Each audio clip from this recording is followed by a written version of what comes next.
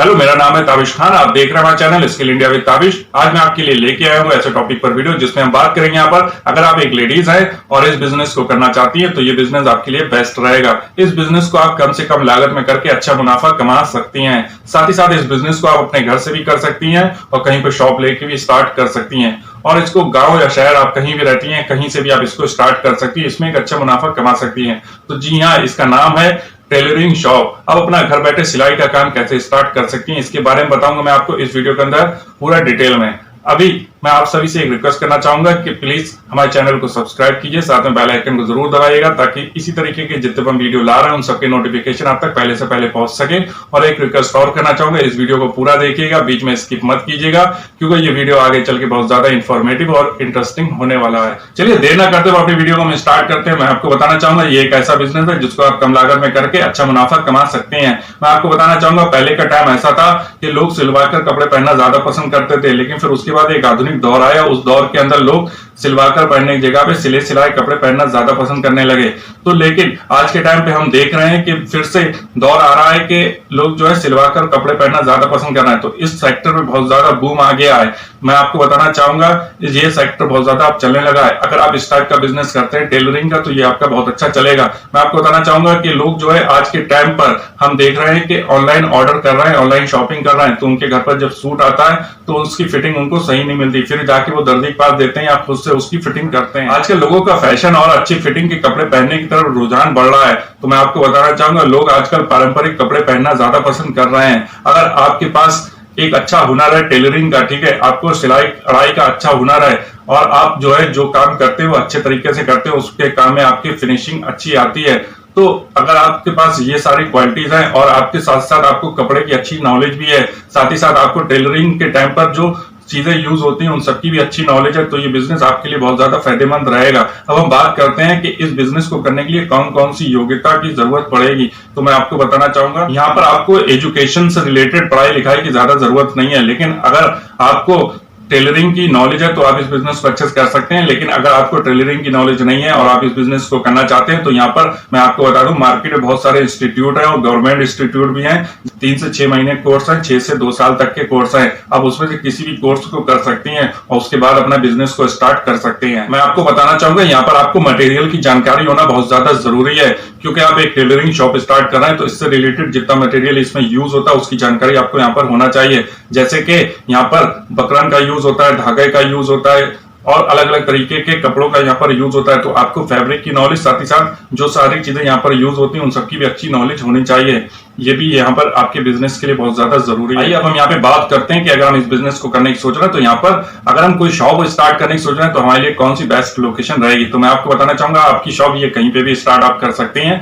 इसके लिए अगर आप चाहें तो मेन मार्केट में करते हैं तो ज्यादा अच्छा है, आपका खूब अच्छा चलेगा, जहां पर पहले से कपड़े की दुकानें हो, चूड़ियों की दुकानें हो, ठीक है। इस टाइप का बिजनेस अगर आप इसके आसपास कहीं पे भी करते हैं जहां पर पहले से ब्यूटी पार्लर है, ठीक है, या टेलरिंग की और भी शॉप है, अगर उसके पास भी आप कर लेते हैं तो थोड़ा सा वहां पे कंपटीशन रहेगा, लेकिन वहां पे पहले से कस्टमर आते हैं, ग्राहक आते हैं इस टाइप के, तो यहाँ पे आपका बिजनेस बहुत अच्छा चल जाएगा। लेकिन अगर आप ऐसी जगह पे ओपन कर रहे हैं जो मेन मार्केट है लेकिन वहां पर टेलर की शॉप नहीं है, लेकिन वहां पर ब्यूटी पार्लर है और कपड़े की अलग तरह की दुकानें हैं, साथ ही साथ चूड़ियों की दुकानें हैं, कॉस्मेटिक की दुकानें, उसके पास में अगर आप अपनी शॉप ओपन कर रहे हैं और आसपास कोई टेलर की शॉप भी नहीं है तो यहाँ पर समझ लीजिए कि ये बिजनेस आपका बहुत अच्छा चलने वाला है। ये बिजनेस जो है आप ऐसी जगह पे अगर स्टार्ट करती हैं तो बहुत अच्छा चलेगा।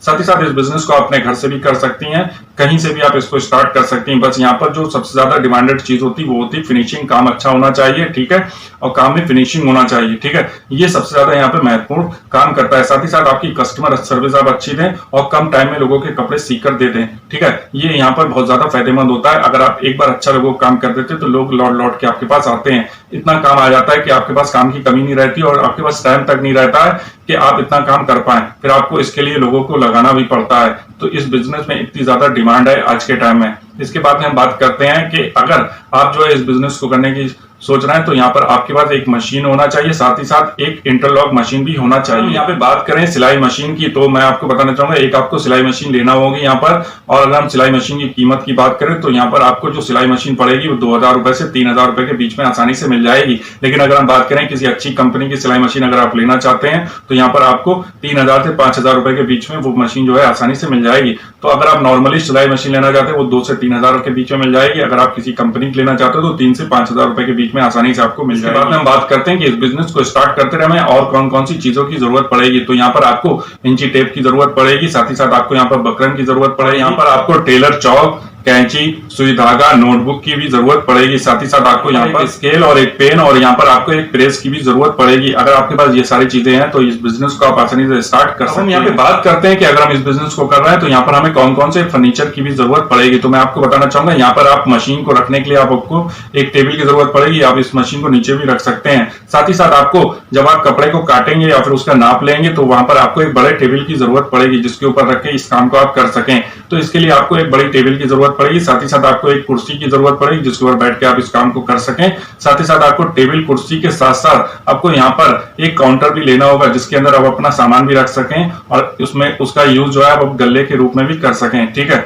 यानी एक काउंटर के यूज में भी कर सकें जिसमें आप अपना पैसा भी रख सकें। ठीक है, जरूरी कागजात जो है उसको रख सकें। साथ ही साथ जो यहाँ पे जरूरी आइटम होते हैं जैसे बकरम है, धागा है, इन सारी चीजों को भी आप उसके अंदर संभाल के रख सकें। तो यहाँ पर आपको एक काउंटर की भी जरूरत पड़ेगी, साथ ही साथ आपको एक रैक की भी जरूरत पड़ेगी जिसमें आप अपना जो है जो सिले हुए कपड़े हैं उनको अच्छे से प्रेस करके डिस्प्ले करके रख सकें। ठीक है, जो लोगों को देखने में भी अच्छा लगे और साथ ही साथ आपके लिए भी फायदेमंद रहे, जिससे कि आप उसको एक बार प्रेस कर दें, उसके अंदर रख दें, जब कस्टमर आए तो उसको आप निकाल के कस्टमर को दे दें जिससे कि उसकी इस्त्री खराब ना हो। ठीक है, तो आपको एक रैक की भी यहाँ पर जरूरत पड़ेगी। तो हैंगर की भी बहुत ज्यादा जरूरत पड़ेगी क्योंकि कुछ कपड़े ऐसे होंगे जिसको आप जो है डायरेक्ट इस्त्री करके नहीं रखेंगे बल्कि उसको जो है हैंग करेंगे। तो यहाँ पर आपको हैंगर की भी जरूरत पड़ेगी। आप फर्नीचर के जैसे लकड़ी के हैंगर भी बनवा सकते हैं। साथ ही साथ आपको एक रफू मशीन की भी जरूरत पड़ेगी। यहाँ पर यही कुछ फर्नीचर थे जो आपके लिए बहुत ज्यादा जरूरी थे। इसके बाद हम बात करते हैं कि अगर हम इस बिजनेस को करने की सोच रहे हैं तो हमारा यहाँ पे कितना इन्वेस्टमेंट होगा। तो मैं आपको बताना चाहूंगा इस बिजनेस को आप जो है 5 से 10 हजार रुपए में बड़े आसानी से स्टार्ट कर सकती हैं। अगर हम बात करें यहाँ पर इनकम की कि इस बिजनेस को करते टाइम हमें शुरुआत में कितनी इनकम होगी, तो मैं आपको बताना चाहूंगा शुरुआत में आपको 6 से 10 हजार रुपए आसानी से यहाँ पे कमा सकती हैं। साथ ही साथ जब आपका बिजनेस बढ़ जाएगा, लोग आने लगेंगे आपके पास, ज्यादा कस्टमर आने लगेंगे, तो इस बिजनेस में आपकी इनकम भी बढ़ जाएगी। बात करते हैं कि अगर हमने ये सारी चीजें अपना सेटअप कर लिया, अपनी शॉप ओपन कर ली, उसके बाद भी हमें क्या चीजों के ऊपर ध्यान देना होगा जिससे कि हमारा बिजनेस प्रॉपर चलता रहे और इसमें एक अच्छी जो है ग्रोथ होती जाए। इसके लिए आपको मैं बताना चाहूंगा यहाँ पर आपको जो फैशन है, ठीक है, जो फैशन में कपड़े चल रहे हैं उसकी अच्छी नॉलेज होना चाहिए। ठीक है, तो इस चीज का आपको बहुत ज्यादा ध्यान रखना है कि आपको अपनी नॉलेज को डेवलप करते रहना है, टाइम के अकॉर्डिंग आपको अपनी नॉलेज को बढ़ाते रहना है। ठीक है, कि कौन कौन से फैशन के कपड़े आ रहे हैं मार्केट में जो ट्रेंडी हैं, आपको उन ट्रेंडी कपड़ों की जानकारी रखना है और उसके बारे में आपको ये भी याद रखना है कि वो कैसे सिलेंगे। ठीक है, उसको आप कैसे सिएंगे।